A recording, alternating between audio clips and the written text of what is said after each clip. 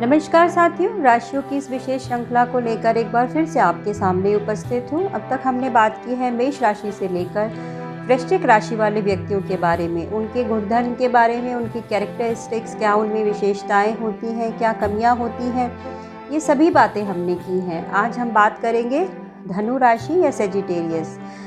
तो धनु राशि वाले व्यक्तियों के बारे में बात करने से पहले मैं आपसे एक रिक्वेस्ट करूंगी कि प्लीज़ मेरे चैनल को सब्सक्राइब कर दीजिए ताकि आने वाली वीडियोस का नोटिफिकेशन आपको तुरंत ही मिल जाए। आइए बात करते हैं धनु राशि वाले व्यक्तियों के बारे में। धनु राशि अर्थात ऐसे मानकर चलिए कि घर का जो मालिक है, यदि आप उसकी बात मानकर कोई भी कार्य करते हैं तो आपके जीवन में संघर्ष कम रहता है। परंतु यदि आप नहीं बात करते हैं तो फिर जो है आपके जीवन में जो संघर्ष है वो बना ही रहता है। अब हम इसको, यदि हम डेट्स के अनुसार इसको समझना चाहें तो पाश्चात्य मत के अनुसार यदि 23 नवंबर से लेकर 22 दिसंबर के बीच आपका जन्म है और भारतीय मत के अनुसार यदि आपका जन्म हुआ है 15 दिसंबर से लेकर 13 जनवरी के बीच में, या फिर आपकी जन्म कुंडली में आपके जो चंद्रमा हैं वो धनु राशि में बैठे हैं, तो आप मान कर चलिए कि आप जो हैं धनु राशि या फिर के व्यक्ति हैं। और यहाँ पर ये जो आपको आज बताया जाएगा वही होगा। आपके घर का मालिक जो है वो गुरु बनते हैं या बृहस्पति बनते हैं। यदि आप धनु राशि के वाले व्यक्ति हैं तो फिर आपके जो, इसको ऐसे मान लीजिए कि आप जो हैं वो घर के स्वामी की तरह हैं, वह आपके जीवन के मालिक, वह क्या कह रहे हैं आपसे, यदि आप उनके अनुसार काम नहीं कर रहे हैं, तो यदि आपने घर के मालिक के अनुसार काम नहीं किया तो फिर जैसे घर में सुख शांति नहीं रहती है, ऐसे ही आपके जीवन में भी हो सकता है। कैसे होते हैं ये लोग, आइए समझते हैं। और गुरु आपसे क्या कहना चाह रहे हैं, वो क्या करवाना चाहते हैं आपसे, आइए समझते हैं। उनका व्यक्तित्व कैसा होता है, बहुत समझदार होते हैं क्योंकि गुरु ज्ञान के कारक हैं, गुरु वृद्धि के कारक है, तो वह बहुत बुद्धिमान होते हैं, बुद्धिमत्ता होते हैं, ईमानदार, नेक होते हैं, पल में तोला पल में माशा, कभी गुस्सा कभी शांत, क्योंकि ये द्विस्वभाव राशि है तो फिर इनमें ये बदलाव देखने को मिलता है, रोज़ बदलाव होते हैं, जो कि इस राशि की सबसे बड़ी प्रॉब्लम है। निर्णय लेने में बहुत समय लगाते हैं और यदि निर्णय ले भी लें तो भी डरते रहते हैं कि सही डिसीज़न लिया है या नहीं, क्या करना चाहिए। जुड़े रहिए इस एपिसोड के और इस वीडियो के एंड तक, आपको और भी बहुत सारी बातें पता चलेंगी। काफ़ी स्मार्ट इंटेलिजेंट लोग होते हैं, गुस्सा आता भी है, चला भी जाता है, और यदि एक से अधिक कामों में ये एक ही समय में जुड़े रहते हैं। बचपन में आर्थिक तंगी का सामना करना पड़ा होता है, इस कारण ये बहुत जल्दी मैच्योर हो जाते हैं। इन लॉस के साथ झंझट या अपने पेरेंट्स के साथ इश्यूज़, घूमते बहुत रहते हैं, ट्रैवलिंग करते हैं। जो धनु राशि के लोग हैं उनको ऊंचाई से थोड़ा डर लगता है। ओवरऑल हिम्मत बहुत अधिक होती है, साहसी होते हैं, स्मार्ट होते हैं। यदि हम एक शब्द में इनको डिस्क्राइब करें तो गुरु जो हैं, बृहस्पति हैं, इनके जीवन में जो भी चीज़ होगी उसको ये फैला देंगे, चाहे ये इनका अपना व्यक्तित्व ही क्यों ना हो। थोड़े बड़े शरीर के हो सकते हैं, अगर कम भी समस्या है तो भी उसको बढ़ा चढ़ा कर ही बोलेंगे। यदि इनकी शादी की बात करें तो इनकी शादियां जल्दी भी हो सकती है और शादी के बाद इनकी लाइफ में भी ग्रोथ हो सकते हैं, मेल हो या फीमेल हो, शादी के बाद में ग्रोथ हो सकती है। अपने से बड़े परिवार में इनकी शादी हो सकती है, या फिर शादी के बाद जो है वो इनका भाग्य चमकता है। यदि ऐसा भी नहीं हुआ तो पहले बच्चे के जन्म के बाद जो है वो इनके जीवन में ग्रोथ जो है वो काफ़ी देखने को मिलती है। विवाह इनके लिए एक स्टेटस सिंबल नहीं है, दिल से लगी हुई एक चीज़ है। इनका नेचर यदि धार्मिक भी है, स्पिरिचुअल भी हैं, तो भी यह मानते हैं कि कोई एक शक्ति है जो जीवन में या फिर पूरी सृष्टि को चला रही है। ज़रूरी नहीं है कि वह धर्म से ही जुड़ी हुई हो। तो यदि जीवन साथी भी इनको ऐसा मिल जाए जो इनको सपोर्ट करता रहे तो फिर इनको जीवन में काफ़ी शांति महसूस करते हैं। महत्वाकांक्षी ये बहुत ज़्यादा होते हैं और मन की शांति को ये विशेष ध्यान देते हैं। मैरिज इनकी अच्छी होती है। यदि हम धन की बात करें तो इस संघर्ष तो रहता है इनके जीवन में। यदि संघर्ष है तो मैं आपको बताऊंगी कि क्या करना चाहिए। परंतु मनी के मामले में ये लकी ही होते हैं। खाने पीने की तंगी तो नहीं होती। यदि ऐसा है तो फिर इनको अपने गुरु को प्रबल करना चाहिए। गुरु को प्रबल करने के लिए गुरु ज्ञान के कारक हैं, गुरु बुद्धि के कारक हैं, गुरु उदारता के कारक हैं, नेक दिली हैं। तो यदि आपकी ये राशि है और आपके जीवन में समस्याएं हैं तो किसी को अपना गुरु बना लीजिए, या फिर किसी ज्ञान को अर्जित करने के लिए किसी कोर्स से जुड़ जाइए।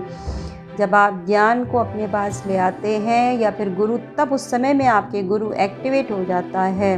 अपनी वाणी पर ध्यान दीजिए। गुरु जो है क्या है, वो गुरु जो है जो भी बोलते हैं वो बहुत मायने रखता है।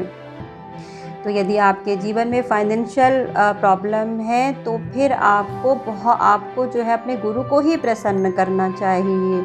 अपनी मेहनत से ग्रो करने वाले होते हैं। उम्र बढ़ने के साथ साथ ग्रोथ उनकी ज़्यादा होती है। बृहस्पति इनके लिए लकी दिन होता है। तो क्या करना चाहिए, कोशिश कीजिए उन दिनों में अपना जो सारी मीटिंग्स हैं, इम्पॉर्टेंट डील्स कर लें, नहीं तो मंगलवार को करें। और संडे भी आपके लिए लकी होता है। पीला रंग, लाइट येलो आपके लिए काफ़ी भाग्यशाली हो सकता है। थोड़ा बहुत कुछ पहन लीजिए, ज़रूरी नहीं कि पूरा सारे ही कपड़े आपको पीला करना चाहिए। तो फिर हल्के रंगों का इस्तेमाल करिए। और यदि हम इनकी सेहत की बात करें तो फिर इनको फेफड़ों से जुड़ी ट्यूमर, कोलेस्ट्रॉल, वेट या फिर वात, गैस, गले से जुड़ी समस्याएं हो सकती हैं। पैरों की एड़ियों में समस्याएं हो सकती हैं। टोस तलवों में समस्याएं हो सकती हैं। आमतौर पर यदि इनका जो वेट है वो आसानी से पुट ऑन कर लेते हैं। इनके लिए अंक की बात करें तो 3912 इनके जो है भाग्यशाली अंक हो सकते हैं। तो फिर इनको इन अंकों का आपको ध्यान रखना चाहिए जब कभी आप कुछ जो है अच्छा काम करने जा रहे हैं, कोई इम्पोर्टेंट काम करने जा रहे हैं। तो इनको आप ऐसा ही यदि अपने भाग्यशाली दिन ले लें तो फिर आपके लिए बहुत अच्छा रहेगा। ये हमने बात की, आज हमने धनु राशि वाले व्यक्तियों के बारे में कि उनको क्या करना चाहिए और उनमें जो है वो कैसी शादी होती है, धन कैसा, दिन कौन सा अच्छा है, कौन से रंगों का उनको ख्याल रखना चाहिए, कौन सी तारीख का, और सेहत के बारे में हमने बात की। यहाँ पर एक बात मैं और बात कहना चाहूँगी। एक बड़ी समस्या है दृढ़ स्वभाव नेचर। निर्णय लेने में आप बहुत समय लगाते हैं। कुछ धनु राशि वाले लोग जो हैं, एक पहली शादी जो है वो सक्सेस नहीं होती है, परंतु दूसरी शादी इनकी सक्सेस रहती है। धनु राशि वाले जो लोग होते हैं, पढ़ाई कुछ और करते हैं और काम कुछ और करते हैं। 30 या 35 साल के बाद इनका करियर भी बदल जाता है। जैसे पहले वकील हुए, बाद में मन किया फिर किसी टेक्निकल फील्ड में चले गए, शादी हो गई, जो पढ़ाई की थी वो यूज़ नहीं हुई, फिर उसके बाद बच्चे हुए, फिर उसके बाद कोई दूसरा उन्होंने करियर ऑप्ट किया और उसमें वो सफल हो गए। तो इनको हमेशा दूसरा जो करियर ये लोग अपनाते हैं, ये उसमें ही ये जो है वो सफल होते हैं। और गुरु जो है अपना जो है वो 3 अंक जो है, पढ़ाई आपकी किसी और चीज़ में और कामयाबी और किसी और चीज़ में, ऐसा ही हमेशा होता है। तो आपको ये देखना चाहिए कि आप ऐसी कौन सी चीज़ है जो आप दिल से करना चाहते हैं, ऐसी कौन सी हॉबी है जो आप करना चाहते हैं। एडमिनिस्ट्रेशन, प्रशासन में आप जा सकते हैं, लीगल या जज भी हो सकते हैं, लॉयर हो सकते हैं, टीचिंग कर सकते हैं। यदि आप यूनिवर्सिटी, मिडिल या फिर प्राइमरी लेवल पे जो है कोचिंग सेंटर्स आप खोल सकते हैं। टीचिंग से जुड़ी हुई कोई भी कार्य आप करेंगे तो वो आपके लिए काफ़ी अच्छा रहेगा। यदि आप स्पिरिचुअलिटी की तरफ जानना चाहते हैं तो धर्म गुरु भी बन सकते हैं।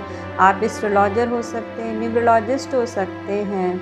स्पीकिंग, वाणी का इस्तेमाल जहाँ भी होता है, जहाँ ज्ञान देने वाली बात होती है, चाहे वो टेक्निकल ज्ञान हो, स्पिरिचुअल ज्ञान हो या बेसिक ज्ञान हो, ऐसी जगहों पर आप लोगों को बहुत शांति महसूस होती है। यदि आप टीचिंग में नहीं भी हैं तो भी लोग आपसे बहुत सलाह लेने आते हैं और आपको इस काम में बहुत मज़ा आता है। आपको काउंसलिंग करने में बहुत अच्छा लगता है, काउंसलिंग करने में, कंसल्ट करने में बहुत अच्छा लगता है। तो आप इस फील्ड में यदि आप जाते हैं तो आपको काफ़ी सफलता मिलेगी।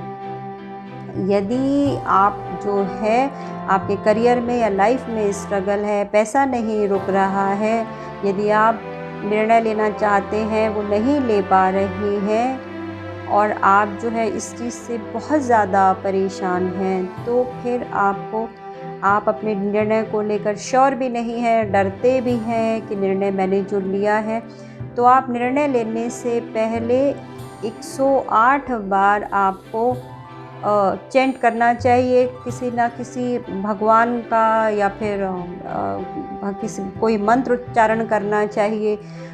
ये तो बहुत आपको करना चाहिए, आपको ये सब करना चाहिए। और यदि आप इस तरह से आप करेंगे तो आपको जो है आप निर्णय लेने में या सही निर्णय लेने में आपको जो है वो सहायता भी प्रदान करेगा। किसी न किसी मंत्र का उच्चारण आप करते रहिए। यदि आप चाहें तो विष्णु भगवान के मंत्रों का आप उच्चारण कर सकते हैं या फिर सूर्य देवता की उपासना भी आप कर सकते हैं। तो साथियों, ये रहा आज धनु राशि वाले व्यक्तियों के गुण और धर्म के बारे में, उनकी क्या कमियां होती हैं, क्या उनकी विशेषताएं होती हैं, आज हमने बात की। आशा है आपको मेरा आज का ये वीडियो अच्छा लगा होगा। तो इसी के साथ इस वीडियो को मैं यहीं पर ख़त्म करती हूँ। हम जल्दी फिर से मिलेंगे। यदि आपके जीवन में किसी भी प्रकार की कोई समस्या है तो आप नीचे दिए हुए नंबरों पर कॉल कर सकते हैं और अपनी जन्म कुंडली विश्लेषण करवा सकते हैं। टैरोट कार्ड रीडिंग के द्वारा कोई समस्या है तो उसका समाधान आप प्राप्त कर सकते हैं। कौन सा काम आपको करना चाहिए, कौन सा नहीं करना चाहिए, यदि आप टैरोट कार्ड रीडिंग करवाते हैं तो उससे आपको काफ़ी सहायता जो है वो प्राप्त हो जाएगी। तो साथियों, मेरे इस चैनल को प्लीज़ सब्सक्राइब कीजिएगा, मेरे वीडियोस को लाइक कीजिएगा। आपका बहुत बहुत धन्यवाद। आपका दिन शुभ रहे। नमस्कार।